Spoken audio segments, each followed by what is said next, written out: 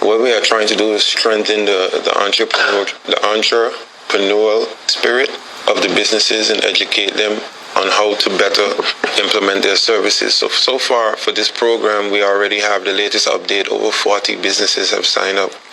Now,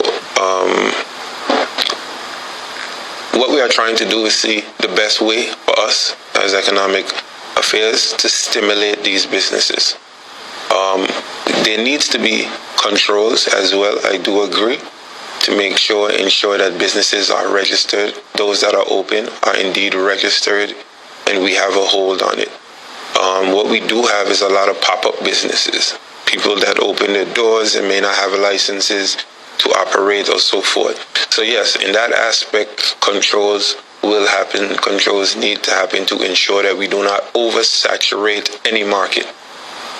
Okay, but what we are trying to do is increase that business spirit, and then we may have a lot of those complaints in our program, but then we will now use this to see how to strengthen our economic activities moving forward. But no, the idea is that small businesses to never die, and what I think is that we often only pay attention to the big businesses.